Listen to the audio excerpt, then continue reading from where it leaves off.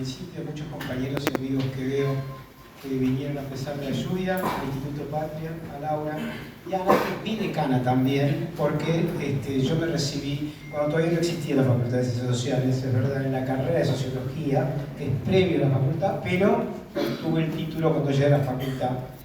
Así que estoy muy contento de compartir con ella, efectivamente, porque es el lugar donde me formé originalmente y donde también milité mucho, tanto en el movimiento estudiantil primero como después en graduados y después en docentes. Hechas estas agradecimientos, y sobre todo a ustedes que se hicieron presentes hoy, voy a intentar, y charlaba con Ana antes y con Laura, ir más desde lo general a lo particular y que además es más o menos lo que trabajo.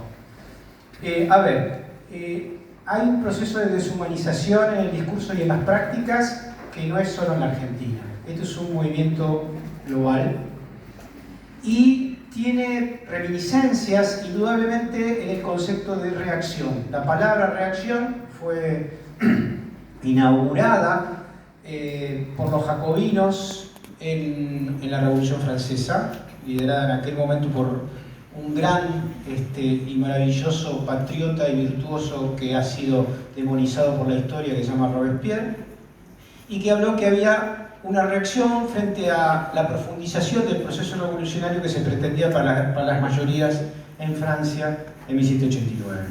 La reacción en aquel momento triunfó por un tiempo y luego fue derrotada, digamos, con idas y vueltas, si se quiere, hasta llegar a 1848, 1870, etc., pero dejó en el siglo XIX las puntas para otros enfrentamientos y otras, si se quiere, batallas, donde el poder popular, en su versión más tradicional de lo que significa la democracia, siguió dando batalla. La segunda reacción, que fue más brutal, porque no tuvo un anclaje solo en la Francia de finales del siglo XVIII, fue la reacción de principios de las primeras 2 décadas del siglo XX, que se inicia con el movimiento de Mussolini, con el falangismo en España y con el nazismo en Alemania. Esa es la segunda reacción. ¿A qué reaccionaban? Muy simple. Había triunfado en 1917 un modelo revolucionario que ponía en tensión el orden que se había consolidado con los triunfadores de la Revolución Francesa. O sea, ese proceso, ese segundo momento de reacción, hoy lo sabemos y hace unos cuantos años, pero muchos se lo olvidan, produjo aproximadamente 60 millones de muertos, de los cuales 28 fueron soviéticos o rusos y 15 chinos. El resto de Europa Occidental. Hagan las cuentas, para Estados Unidos murieron 400.000 personas. No significa nada en términos quizá para muchos, pero es importante entender que la guerra hoy de Ucrania tiene que ver con aquello, por muchos factores que podríamos profundizar, pero no tenemos tiempo. Pero quiero que se entienda por qué la palabra reacción es clave en relación a la deshumanización. Porque la reacción necesita cosificar a aquellos a los cuales teme. Hay un muchacho, se llamaba Davidovich Bronstein, que decía que un fascista es un burgués asustado. Y siempre me pareció una frase muy interesante porque, más allá de la retórica cuasi humorística, tiene razón. ¿A qué está respondiendo la actual reacción de los Bolsonaro, de Netanyahu, de Trump, de Milei, de Meloni, etc.? ¿A qué están reaccionando? Es muy simple, están reaccionando a un cambio de orden global en donde está liderando la producción de bienes a nivel internacional, ya es número 1, un país que está orientado por un partido que se llama Partido Comunista Chino. Esto es desesperante para, obviamente, Occidente, porque no solamente supone que hay un modelo que está orientado por un partido de clase, sino que además les está ganando, cosa que no había sucedido en el siglo XX cuando efectivamente la Unión Soviética logró algunas victorias tecnológicas, el momento Sputnik, por ejemplo, ¿no? En algún momento, pero en términos de producción de bienes nunca pudo dar la batalla, y quizá ahí también por cosas intrínsecas ligadas a la incapacidad de la planificación estratégica orgánica, fracasó y fue uno de los elementos, pero no el único, obviamente, que generó su disolución. Entonces, estamos frente a una reacción global. Cuando Milei en Argentina dice los zurdos de mierda, nosotros sabemos que no está hablando solamente de los compañeros del PO, del PCT, del MAS, etc. Está hablando de todos aquellos que defienden de alguna manera la orientación, o el desarrollo y la democracia o la inclusión de los trabajadores. Las reacciones, la reacción de 1989, la reacción de Mussolini, la reacción de Franco, la reacción de Hitler, fue contra los movimientos progresistas, de izquierda, democráticos, etc. Voy a dar un dato que muchos no conocen y que hoy por hoy aparece de alguna manera como desvirtuado. Pero el odio de Hitler a los judíos tenía que ver específicamente con que las grandes mayorías judías de la Europa oriental, sobre todo, estaban vinculadas al partido bolchevique.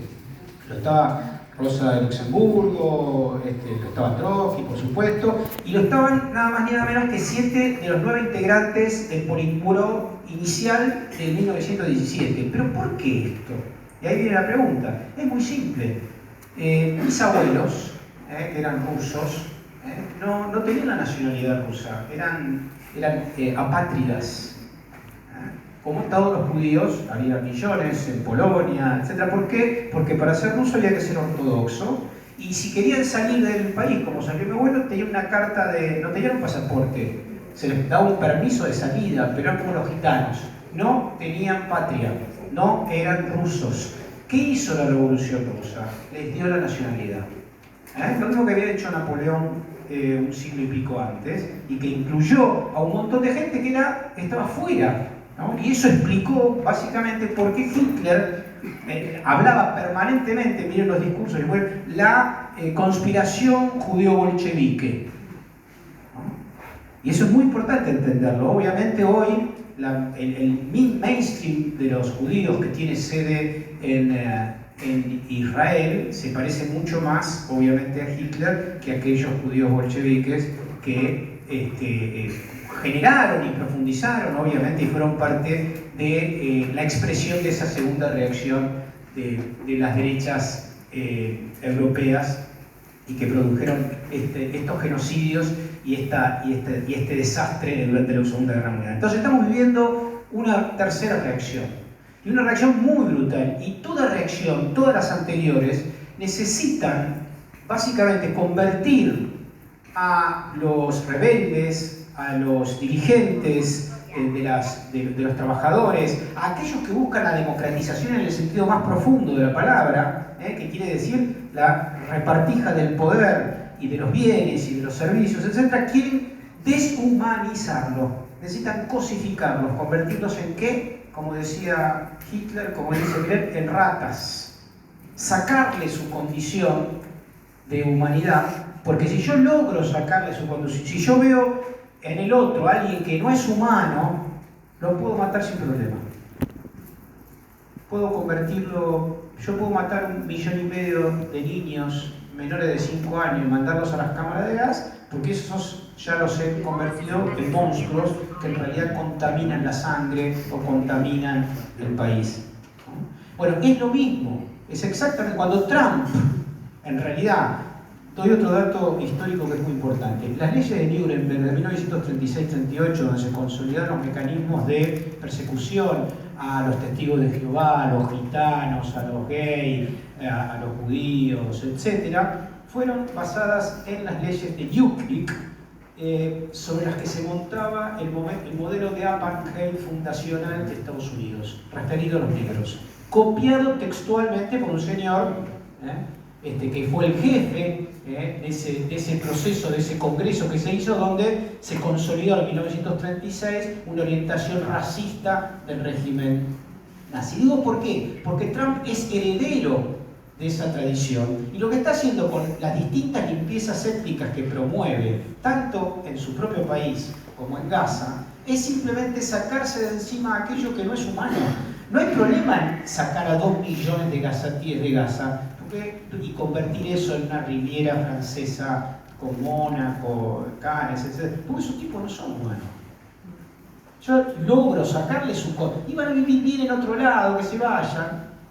¿Qué es lo que hizo sistemáticamente el modelo? Lo hicieron los turcos al final de la Primera Guerra Mundial con los otomanos, lo hicieron los alemanes en 1904 en África, en Namibia, mataron 100.000 personas, lo hicieron los belgas en el Congo, mataron a otras 150.000 personas. Es decir, porque un negro no es humano.